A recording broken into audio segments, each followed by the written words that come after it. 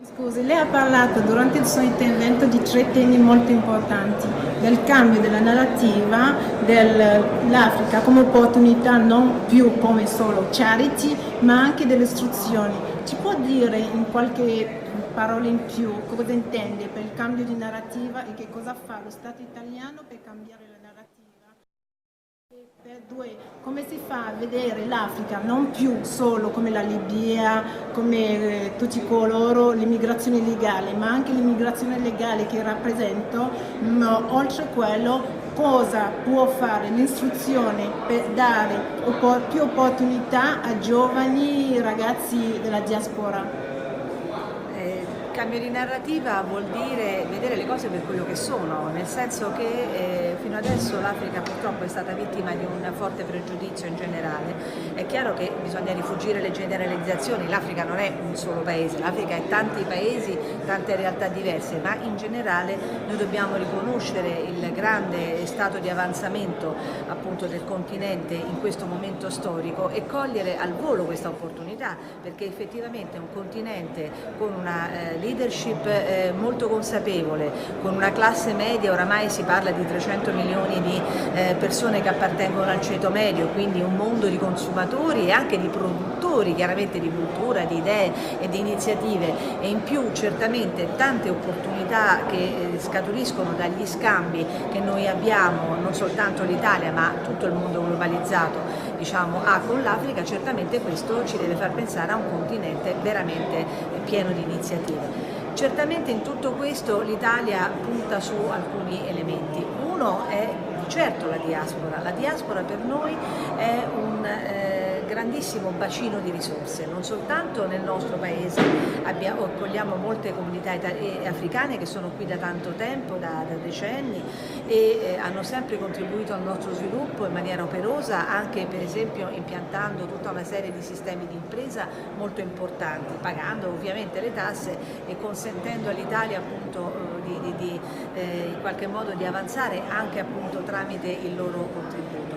Ma le diaspore sono anche un punto molto importante. Non a caso noi abbiamo istituito un premio per gli imprenditori che sono in grado di creare un vero ponte tra il paese di origine e il paese in cui vivono, e nel caso specifico abbiamo scelto un signore del Burkina Faso che specializzato come imprenditore in sistemi di refrigerazione li ha saputi trasferire in Burkina Faso e ha saputo anche fare di questo una nuova impresa con la creazione di posti di lavoro. Certamente l'Italia è uno dei maggiori punti di riferimento sul piano globale del significato che l'Africa oggi ha dal punto di vista geopolitico, economico, sociale e io aggiungerei anche culturale. Noi ci siamo fatti sempre portavoce di una narrativa positiva, in questo momento più che mai siamo consapevoli tra l'altro di essere un paese veramente amico per l'Africa, un paese che, come ci dicono sempre gli africani, non ha una seconda agenda, non ha un'agenda nascosta, e di conseguenza su questo possiamo veramente costruire molte cose positive, perché appunto il nostro approccio è un approccio rispettoso, un approccio basato sull'idea di un partenariato paritario, l'idea che appunto sia finito il periodo in cui si parlava solo di donatore e beneficiario, ma oramai stiamo costruendo il nostro futuro insieme. Io ovviamente, per quanto mi riguarda nel mio piccolo, cerco veramente di portare questa novità dovunque, avendo visitato molti paesi, avendo appunto avuto l'opportunità proprio di portare questo messaggio un po' dovunque. Credo che rappresento io stessa un'Italia che crede profondamente in questo tipo di rapporto con l'Africa e che crede che il futuro sia sinceramente un futuro insieme. Grazie mille. E una seconda cosa, scusi, lei ha parlato, il suo messaggio rivolto anche a rappresentanti dei paesi africani qua nel platea e di riforme. Che cosa intende e qual è il suo messaggio per i paesi africani e per l'esecutivo africano che ci sta seguendo delle riforme che bisogna in un certo modo attuare? Lei ha dato l'esempio dell'Eritrea, del Sudan. Qual è il suo messaggio che vorrebbe portare anche ai dirigenti africani? Il mio messaggio è che l'Italia ha fatto un lungo percorso ed è arrivata oggi ad avere appunto uno Stato di diritto, una democrazia, per aver tanto veramente lavorato nel tempo per poter ottenere l'assoluta felicità dei propri cittadini e l'assoluta protezione dei diritti dei propri cittadini. Un percorso che naturalmente prevede moltissimi passi e naturalmente anche riforme, adeguamenti, ascolto della società civile, il coinvolgimento di tanti attori. In Africa appunto ci sono tanti paesi, non tutti i paesi hanno ottenuto, diciamo, una stabilizzazione completa, molti paesi sono purtroppo afflitti da problemi di sicurezza giganteschi, disuguaglianze, e ne sono perfettamente consapevoli oramai, per cui quello che noi possiamo fare con molto rispetto e molta modestia, condividere la nostra esperienza e dire loro che effettivamente quando poi si fanno delle riforme strutturali, istituzionali molto importanti, effettivamente si mettono le basi per una società solida, stabile, che nel futuro può poi portare alla risoluzione di problemi gravissimi come la disoccupazione, come le discriminazioni di genere e altro. Grazie mille, eccellente. Prego, mi ha fatto piacere. Grazie tantissimo. Lei sta dando tanta speranza ai giovani della diaspora, quindi ci crediamo grazie molto tanto. in voi. Grazie. Ho appena seguito il suo intervento a questo conference di Italia-Africa, dove lei ha parlato giustamente di incrocio di culture, che Milano è proprio la piattaforma di incrocio di culture, ma non solo, che l'Africa è un continente non conosciuto. Quindi io ho appena creato il mio programma che si chiama Incrocio di culture e people in Italia, proprio per poter dare una piattaforma agli italiani per conoscere l'Africa, ma anche per avere questo incrocio. Come gli è venuto questa idea di parlare di Milano come incrocio? Perché a Milano sono presenti tantissimi stranieri, il 19% della popolazione milanese è straniera e di questo 19% il 23% è africana, e quindi viene naturale parlare di incrocio, viene naturale dire che è fondamentale conoscere il continente africano, perché ci sono molti stereotipi, molti luoghi comuni che ci danno una certa idea dell'Africa, e quindi l'approccio tende a essere di tipo assistenzialistico. Invece il continente africano è un continente ricchissimo di persone, di culture, di popoli e di scambi economici che si possono realizzare grazie a incroci virtuosi. Secondo lei quali sarebbero delle opportunità oppure dei modi in cui l'Africa potrebbe farsi vedere di più, incrociare, come ha ben detto, queste culture e popolazioni, oltre ad avere questi forum oppure avere un canale come il mio che sta facendo vedere proprio all'Italia questo incrocio di culture? Come la sua istituzione potrebbe aiutare gli africani a avere questo incrocio e anche gli africani a farsi vedere di più, a cambiare questa idea di, come diceva ben lei, i stereotipi che noi abbiamo, tutti noi? Ci sono tanti modi per farlo, uno è questo forum, questo grande forum, che è un modo, uno dei tanti modi di far conoscere. Ci possono essere dei momenti di approfondimento, di scambio, di formazione che si possono fare, anche quello che fate voi come stampa ovviamente è un altro modo possibile. Noi come istituzione facciamo tanti momenti di incontro, di scambio, di approfondimento, di formazione, perché la formazione fa anche informazione e quindi diciamo ogni modo può essere utile, che lo si faccia con davvero cercando di entrare nel merito delle questioni e cercando di capirle per quello che sono realmente. Grazie tante per la sua disponibilità e grazie per questo incrocio e per le opportunità che la sua istituzione sta dando all'Africa per poter conoscersi. Grazie a La voi. ringrazio. Grazie. Bonjour monsieur, moi je suis Belice Maha et je viens de créer un incrocio qui, comme le ministre de l'Extérieur italien a dit, Milan c'est un peu une croisade de culture et de peuple. Vous avez parlé de Jeune Afrique, de comment Jeune Afrique participe à ce changement de mentalité et de narration de l'Afrique. L'Afrique vue comme un continent qui a toujours besoin d'air, Comment on fait, grâce à vous, pour faire ce truc de la mentalité, de la narration de l'Afrique par rapport aux mass médias et à Jeune Afrique en particulier? Oui, tout à fait. Ce que j'expliquais il y a quelques minutes, c'était que le principal obstacle au développement africain, que ce soit d'un point de vue africain et international, les investisseurs, et la méconnaissance de l'Afrique, qui est évidemment traitée journalistiquement trop négativement, avec des sujets qui existent, mais des sujets qui cachent le reste de la forêt et qui sont ces opportunités de commerce, d'investissement qui sont évidemment sans limite. Jeune Afrique et The Africa Report, qui sont un média en anglais et en français, sont publiés dans le monde entier et participent à cette connaissance meilleure des opportunités en Afrique. Et on a tendance à croire aussi à l'augmentation des collaborations entre les Africains et les internationaux, d'un point de vue économique et politique. Et voilà, c'est la mission qu'on se donne quotidiennement aujourd'hui sur les deux médias. Et le Africa CEO Forum, qui est notre événement phare, qui réunit les 2000 plus grands décideurs africains et internationaux, est enfin l'événement, un peu le Davos africain, qui réunit le monde entier en Afrique. Et qu'est-ce que vous dites aux petits médias comme moi qui cherchent à changer cette idée? Comment nous, quelle opportunité Jeune Afrique peut-il donner aux jeunes médias comme le mien?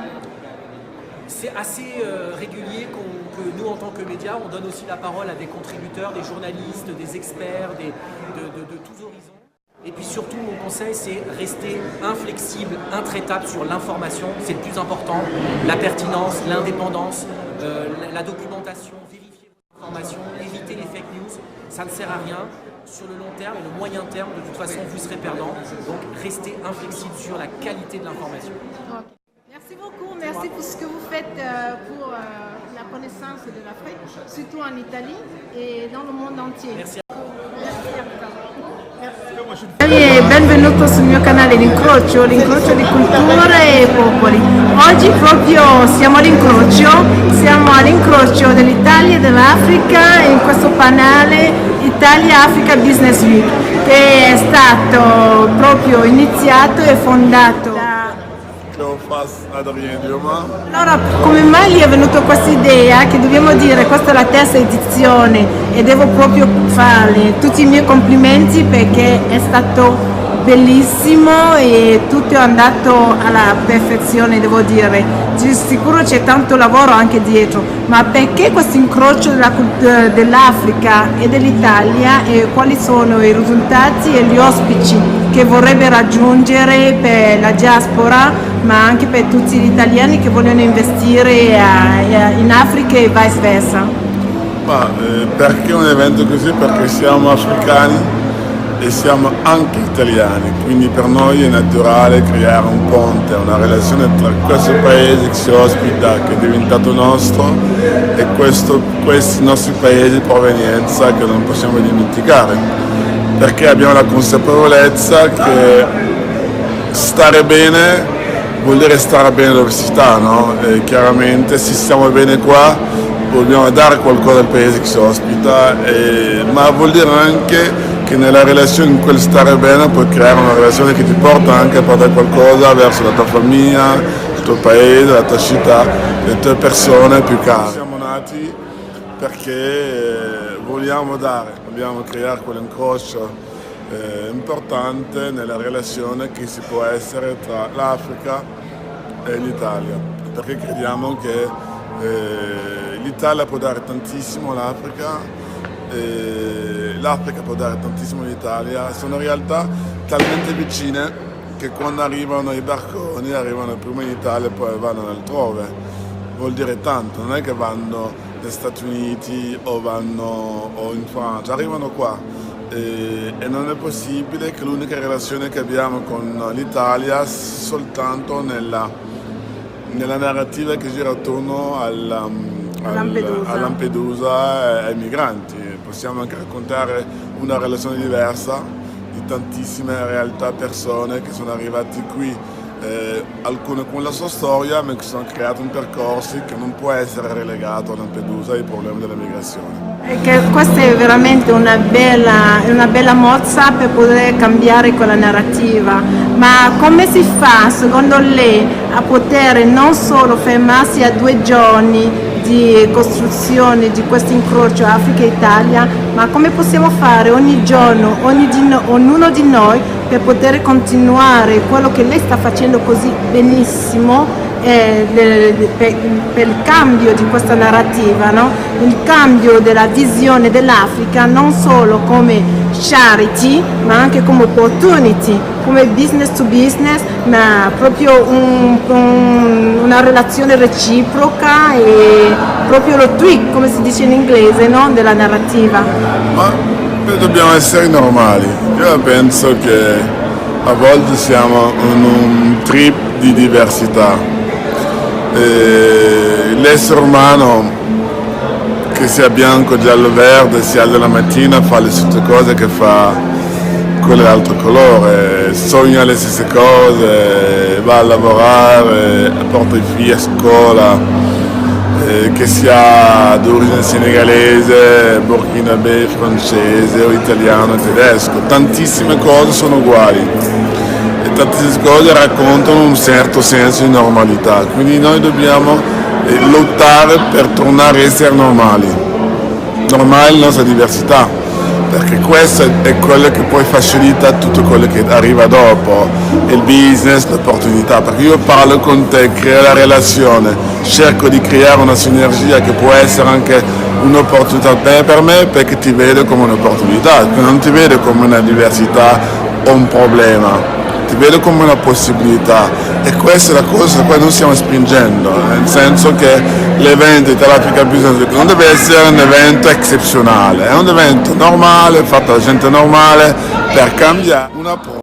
Se l'economia italiana cresce e funziona per l'Italia, funziona per noi, perché vuol dire che si sta meglio. Quindi se tramite l'Africa l'economia italiana può crescere, se la relazione tra l'Africa e l'Italia può essere utile non soltanto per l'Africa ma per l'economia italiana, è un bene.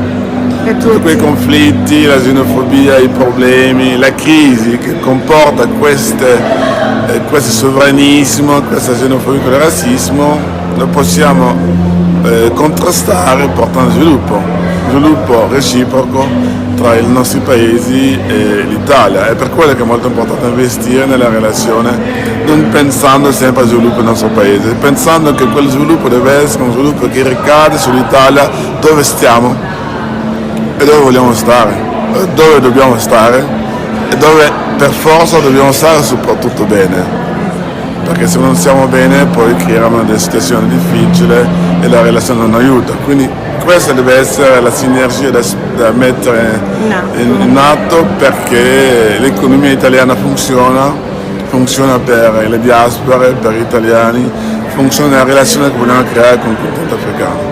Quindi secondo lei questo cambiamento passa prima di tutto con il cambiamento con l'economia, l'innovazione dell'economia? Passa dal cambiamento della nostra percezione di noi stessi. L'economia arriva dopo. Se non sei te stesso, non stai bene con te, non puoi fare economia. Quindi parte da noi. E perché stiamo bene, crediamo che possiamo fare, che facciamo.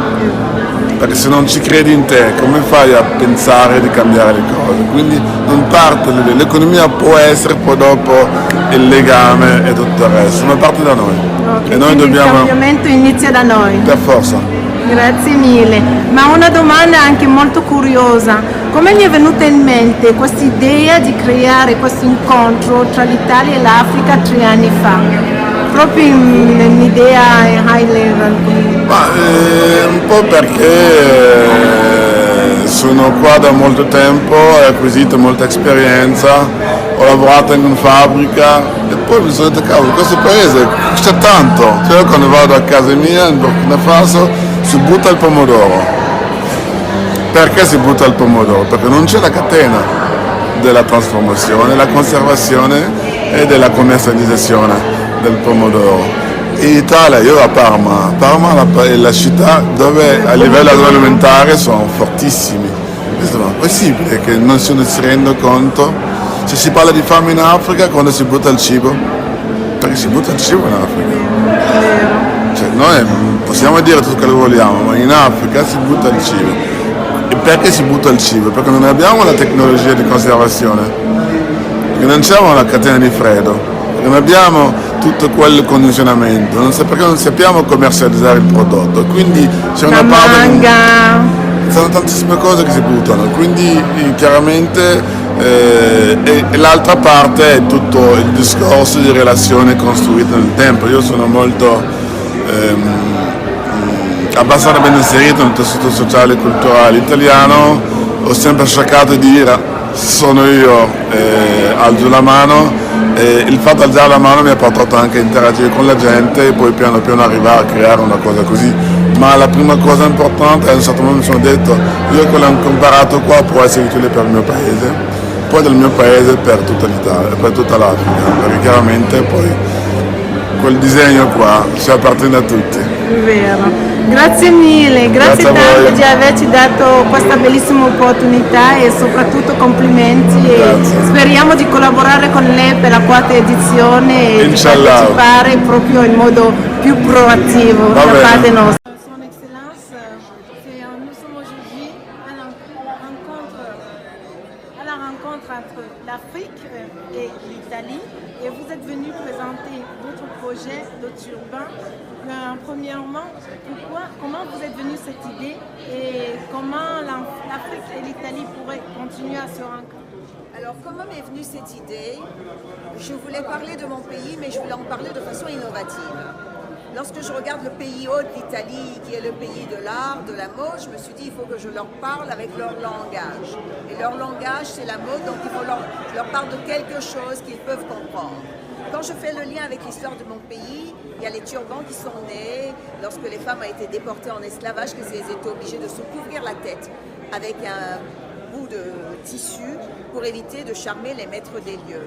Elles ont commencé à développer différentes façons de nouer le tissu et c'est ainsi que les turbans sont nés. Alors je me suis dit, cette histoire, je vais la raconter sur la plateforme de la mode. J'ai cherché un partenaire qui puisse la raconter avec moi. J'ai contacté divers stylistes et puis je suis tombée sur ces stylistes qui a eu un coup de cœur pour le projet. Ensemble, on s'est dit qu'on allait mondialiser le turban traditionnel africain.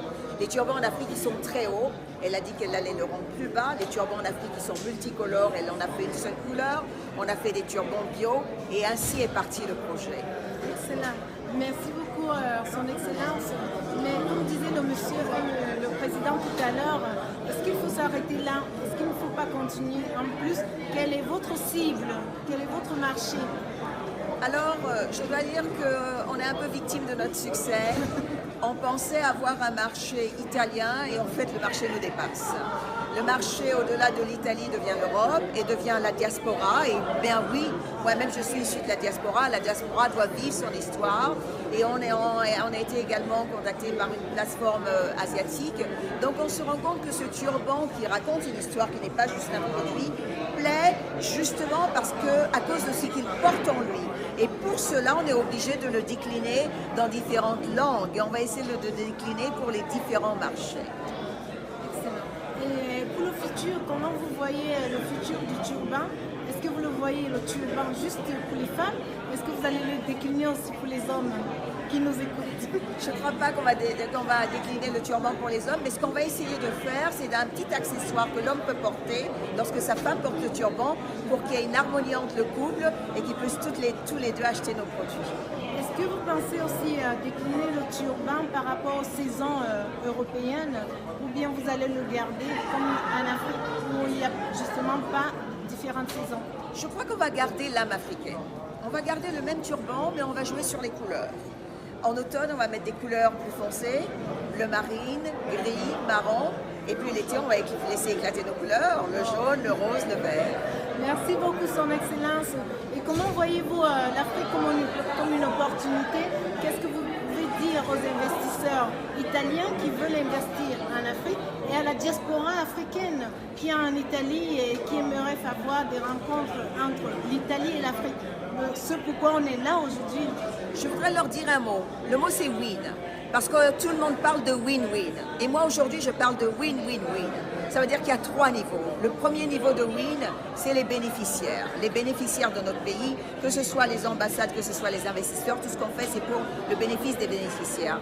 Le deuxième win, c'est les pays qui vont recevoir tout ce business, ça va donner de la visibilité au pays. Mais le troisième win, ce sont les Italiens qui vont arriver, où ils sont actuellement sur un marché saturé, sur une économie qui sature, ils vont trouver un marché qui est en plein boom. Je crois que c'est un peu comme un avion. Si on ne monte pas à temps qu'il a décollé, on a raté.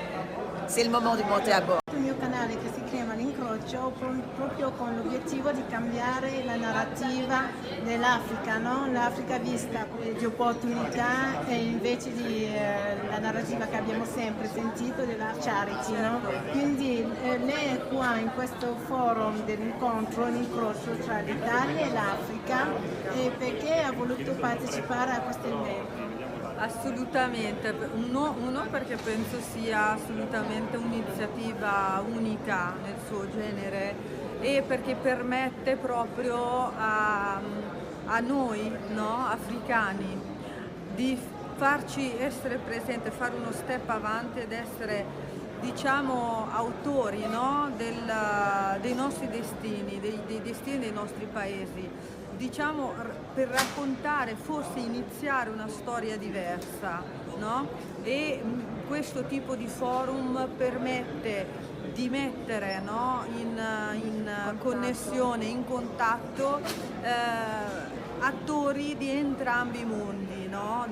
L'Africa raccontata da africani, ma raccontati anche da istituzioni italiane, anche il mondo imprenditoriale che però l'esperienza africana l'ha già vissuta e che comunque in qualche modo conosce la realtà africana, non come quella appunto raccontata che necessita e può sopravvivere solo di aiuti, ma quella che può costruire un proprio sviluppo sostenibile, un domani per tutti noi, no? Quindi Africa come opportunità? Assolutamente, come opportunità, perché l'Africa offre, è un mondo vasto, no? Fatto di ovviamente ogni paese con la sua storia, la sua propria cultura, le nostre particolarità, ma è un'opportunità per l'Europa, assolutamente, cioè dalla manodopera giovanissima, facilmente, ma anche da tutta l'energia, da tutta la capacità, no, che abbiamo, che possiamo mettere in atto per costruire il futuro dei nostri paesi. Grazie mille consulente, grazie di aver accettato questa intervista e alla prossima. Alla prossima, grazie mille. Bonjour monsieur, vous venez directement du Cameroun pour participer au forum Afrique-Italie.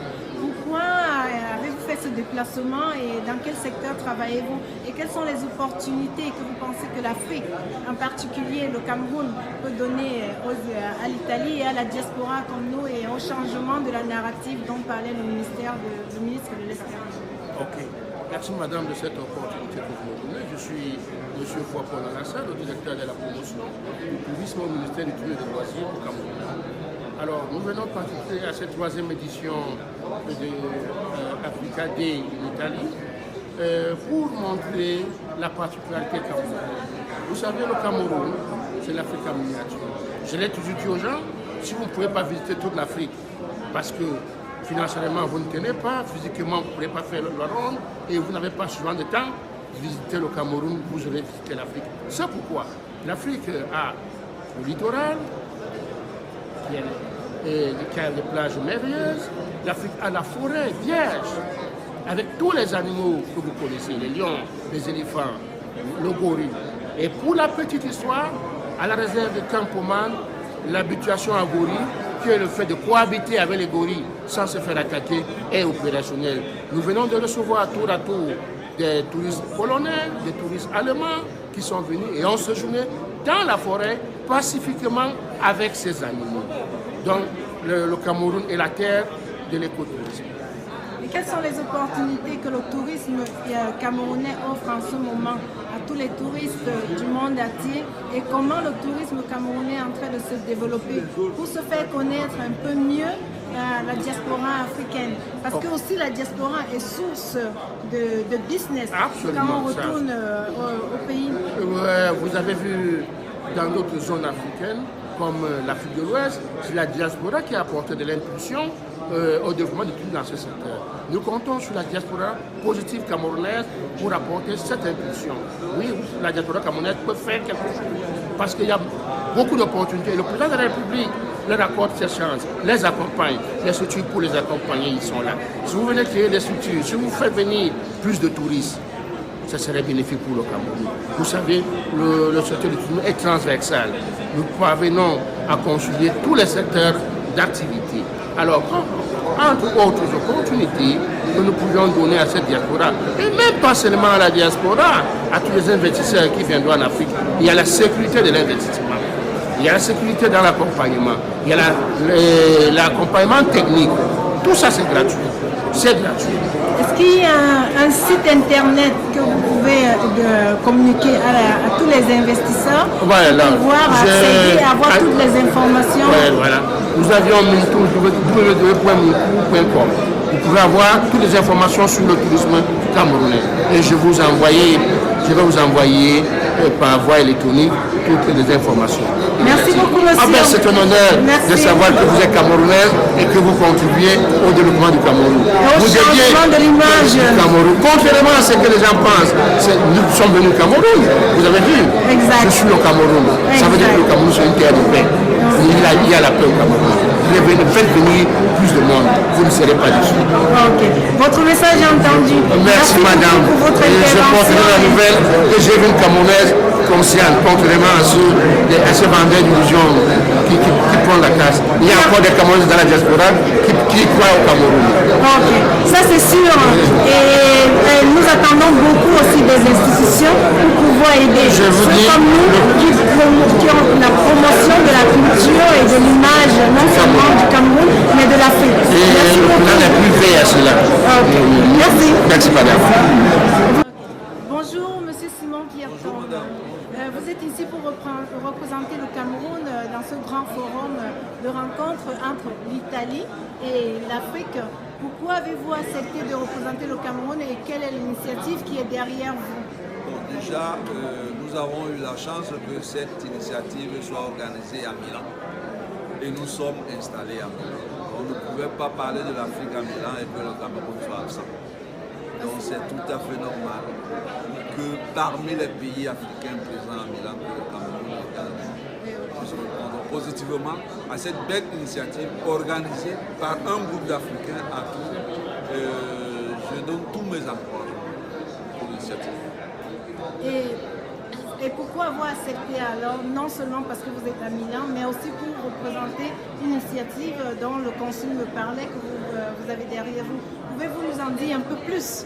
Voilà, nous sommes un groupe de Camerounais et d'Italiens qui depuis 3 ans s'est mis à réfléchir pour intercepter toutes les opportunités d'affaires que le président de la République du Cameroun, son Excellence Paul Biya, et le président italien Mattarella ont voulu réactiver pour que les possibilités de collaboration, de coopération et d'affaires puissent se renforcer entre le Cameroun et l'Italie. De ce côté, nous avons vu une grande peur de la part des Italiens. Les investisseurs italiens ne connaissant pas de façon historique le continent africain, la peur du noir, nous avons donc voulu intercepter cette occasion pour promouvoir l'image du Cameroun en Italie et les séréniser, les rendre sereins par rapport aux possibilités, à leur disponibilité de s'orienter vers le marché non seulement camerounais mais sous-régional. Parce que nous avons une vocation sous-régionale. C'est ainsi donc que nous avons créé cette association. Et comment s'appelle cette association? L'association c'est AZECA. Vous allez filmer. Tout à l'heure il y a le logo derrière. Le logo derrière, vous allez filmer.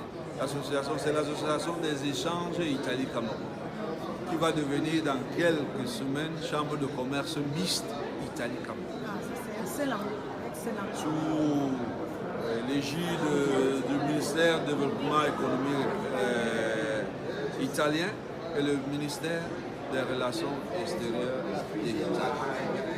Donc, au travers de la chambre de commerce, la future chambre de commerce camerounaise en Italie, vous allez pouvoir donner cette opportunité aux Italiens de voir l'Afrique, et en particulier le Cameroun, non seulement, non pas comme charité, comme a dit le ministre tout à l'heure, mais comme opportunité. Et quelles sont les opportunités que le Cameroun peut donner aux investisseurs italiens à nos jours? Le Cameroun offre une grande possibilité d'affaires. Déjà parce que le Cameroun, comme position géographique, il est au centre de l'Afrique. La position géographique est centrale. La deuxième opportunité, le Cameroun, pour favoriser également cette intégration régionale, a lancé la construction d'un grand port en eau profonde pour pouvoir recevoir même des gros navires pour leur échange sous-régional. La troisième possibilité, parce que le Cameroun c'est l'Afrique en miniature. L'Afrique en miniature. Parce que vous allez retrouver plus ou moins au niveau morphologique toutes les déclinations raciales de la couleur au Cameroun. Le Cameroun regorge de toutes les religions africaines et même occidentales. Le Cameroun vit une intégration réciproque entre les deux grandes religions qui parfois, dans d'autres aires géographiques, sont éternellement en conflit. Le christianisme et l'islam. Au Cameroun, on ne connaît pas ce genre. Donc ça offre un cadre vraiment d'intégration régionale important. Maintenant, au niveau des ressources, le Cameroun a lancé un plan de promotion des opportunités d'affaires au niveau de son territoire, dans l'agriculture, dans l'agroalimentaire, dans l'industrialisation, dans l'énergie, dans le transport. Il y a beaucoup de projets qui sont en maturation pour favoriser les investissements extérieurs. Comme c'est également la locomotive de la sous-région, donc un investisseur en venant au Cameroun automatiquement va se retrouver en Centrafrique, au Tchad, au Niger, au Congo, parce que le Cameroun est la locomotive économique de la sous-région. Et qu'est-ce que vous faites en particulier? Vous avez parlé tout à l'heure de la problématique de l'investisseur italien qui ne se sent pas serein de venir investir au Cameroun. Donc, dans ce sens-là, qu'est-ce que le Cameroun est en train de faire? Quels sont les moyens que le Cameroun, ou bien les informations que le Cameroun est en train de donner aux investisseurs italiens afin qu'ils puissent se sentir en sûreté, qu'ils sentent que leurs investissements au Cameroun seront en sûreté? Naturellement, nous ne sommes pas nés uniquement pour les Italiens. Nous sommes nés également pour les Camerounais qui seront courageux. Exact. Même à la diaspora. Et voilà. Et qui ont dans leur visée le projet d'investir au Cameroun. Non seulement d'investir au Cameroun, mais d'exporter même leur production pour le marché italien. C'est vrai. Le Cameroun a signé également, bon, vous le savez peut-être mieux que moi, que les présidents africains ont signé l'accord de libre-échange au niveau de tous les pays africains. Donc un investisseur qui positionne son investissement au Cameroun peut pas facilement vendre son produit dans toute l'Afrique, en contournant toutes les barrières douanières. Donc ça c'est autant d'opportunités pour les investisseurs. Maintenant, revenant à votre question que vous venez de me poser, j'aimerais dire que nous sommes nés, effectivement, comme ces structures qui servent d'interface entre les deux gouvernements. Sécuriser le Camerounais qui vient sur le marché italien, sécuriser l'Italien qui va vers le marché camerounais. Ça veut dire que nous, en tant que chambre commerce, nous sommes dans le devoir de prendre toutes les informations des deux côtés pour les mettre à la disposition des entrepreneurs également des deux côtés. Les accompagner, parce qu'il ne suffit pas de donner les informations, les accompagner dans toutes les phases de leur investissement. L'étude du projet, la faisabilité, les business plans, et tout, les études de sociologie, nous les mettons à leur disposition. Donc nous sommes là pour marcher ensemble avec ces entrepreneurs. Donc nous ne sommes pas là seulement pour favoriser le pont, mais nous les accompagnons. Nous les accompagnons concrètement. Nous sommes rentrés, ça fait une semaine, d'une mission économique avec 15 investisseurs italiens au Cameroun. Donc nous sommes de retour. Je crois que c'est des projets qui vont prendre de l'ampleur parce que c'est quand même des gros investissements qui sont en train de mettre sur pied. Et le Cameroun s'est montré favorable. Le Cameroun est en train d'encourager ces entreprises. Ils ont besoin de terres pour ceux qui font dans l'agriculture.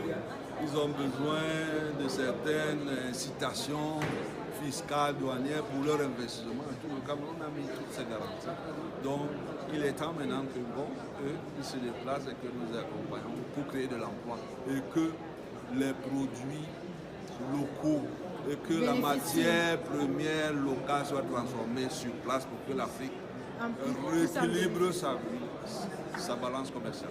Et quel est votre message pour la diaspora africaine et camerounaise présente en Italie?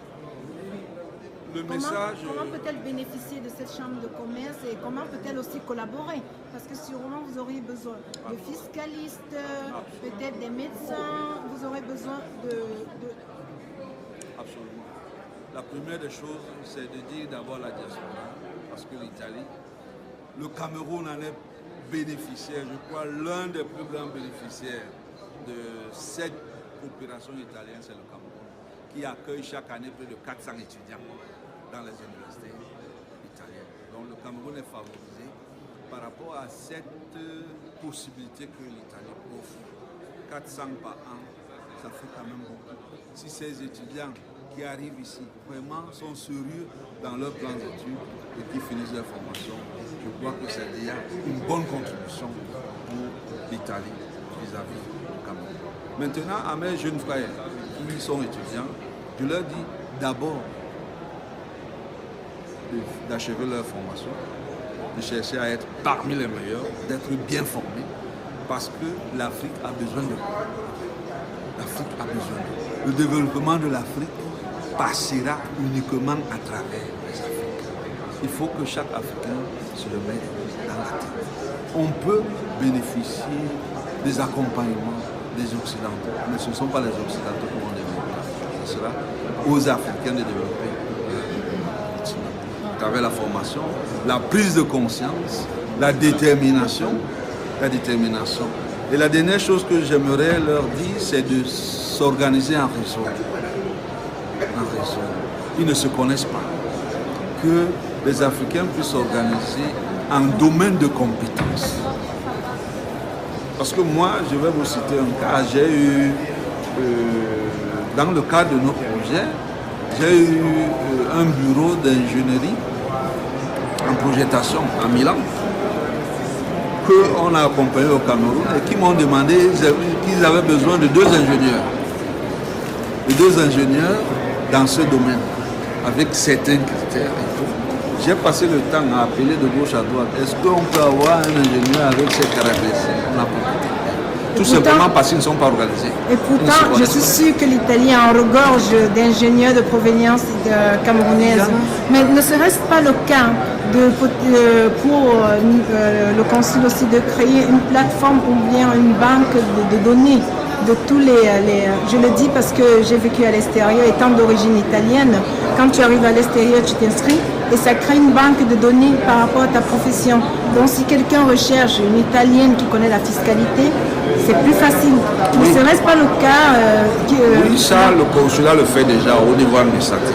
Mais ce n'est pas ça notre objectif. Le consulat le fait au niveau administratif. Notre objectif, c'est de regrouper des gens par domaine de compétences. Par domaine de compétences pour qu'ils puissent être une force. Parce qu'en fait, le groupement par domaine de compétences, s'il y avait une association des ingénieurs camerounais, vous auriez envoyé le message à l'association des ingénieurs camerounais. Donc ça, c'est votre message. Et eux-mêmes, ils peuvent être promoteurs de certains projets qui sont nés de leur groupe. Et nous, on les accompagne. Exact. C'est l'union qui fait la force. Donc qu'ils soient unis et que l'Afrique soit vaincante. Okay. Et que Vedo. Quindi lei ha parlato proprio durante il suo intervento in questa conferenza Italia-Africa del cambio della narrativa, no? Sì. Dell'idea e stereotipo che tanti si fanno dell'Africa, ma come lei sta attuando su questo cambiamento e come pensa che noi africani possiamo proprio spingere questo cambiamento di mentalità e fare lo tweak del stereotipo dell'Africa? Io credo che non sia un lavoro, una chiamata un po' per tutti, africani, non africani, chiunque abbia a cuore l'Africa. In Italia soprattutto c'è da cambiare una narrativa completamente, c'è da raccontare un continente che cambia in continuazione, velocissimo perché è un continente giovane e quindi bisogna moltiplicare, più canali esistono per raccontare quello che accade e meglio è. Noi lo facciamo ogni giorno con uno dei nostri prodotti, Info Africa, ogni mese con Africa Affari, ogni 2 mesi con Africa Rivista. Raccontiamo la cultura, la società, le ricette, i libri, l'economia, la politica, la finanza. Cerchiamo di raccontare tutto il continente, andandoci. E poi questa è una delle cose belle dell'Africa. sì, che bisogna andarci. Grazie mille. E come pensa che un piccolo canale, un microcanale come il mio possa collaborare e partecipare a questo cambiamento di narrativa? Credo che in realtà sia un lavoro dove veramente bisogna cercare di fare rete, perché chiunque può raggiungere un pezzo di questo paese che magari noi non raggiungiamo, per cui è fondamentale collaborare. Non lo so, poi ne parliamo e vediamo come. La ringrazio, grazie tanto. Ciao. Bonjour à tous, on est ici au forum Afrique-Italie qui a été organisé par la diaspora africaine et nous avons le plaisir de rencontrer monsieur Masengo Mambongolo qui a un projet très intéressant pour la diaspora africaine qui est en train de construire un network, un peu un lobby africain.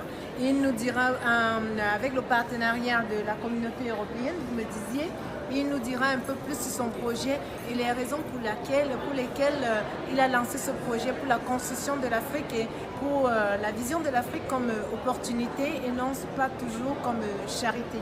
Allez-y monsieur.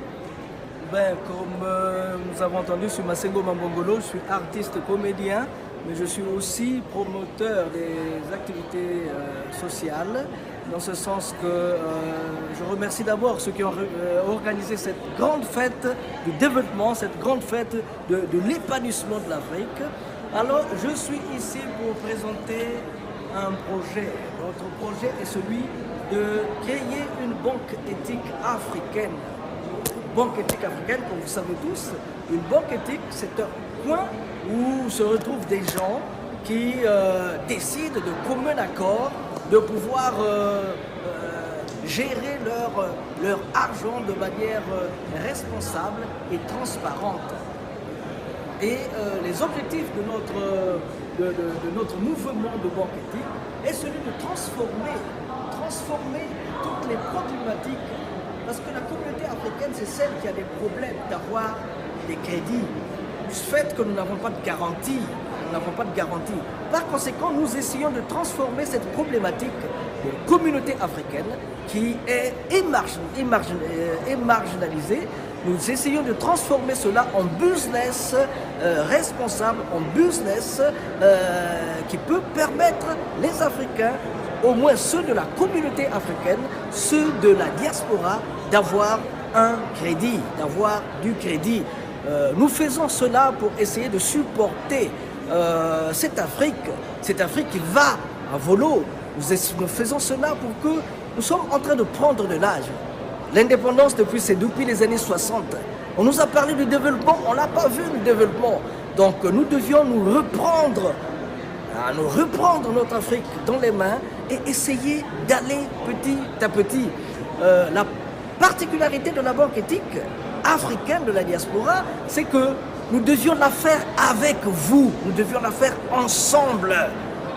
C'est pourquoi je suis très honoré du média qui m'a prêté cette possibilité de m'adresser à vous, du fait que d'ici là, on aura une banque éthique africaine.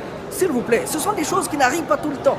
Ça fait quand même depuis, moi je suis sociétaire de la banque éthique, mais c'est seulement depuis 17 ans, c'est seulement maintenant qu'on a eu une opportunité donnée par l'Université catholique de Milan et la communauté européenne. C'est eux qui nous a d'abord fait faire des cours, fait prendre des cours. Et maintenant, on va passer à la phase pratique, la phase dynamique. Et on a besoin de l'Afrique. Le monde est fatigué. Le monde est fatigué. Il faut que les pharaons reprennent les choses en main pour dire que le théorème de Pythagore a été créé 3000 ans avant la naissance de Pythagore. C'est-à-dire, il faut reconnaître l'honnêteté intellectuelle des choses. Il faut mettre de l'éthique. Il faut mettre le bien-être pour que l'on travaille ensemble. Voilà un peu. L'idée. J'ai besoin de vous pour créer cette banque éthique. Moi seul, je ne pourrai pas.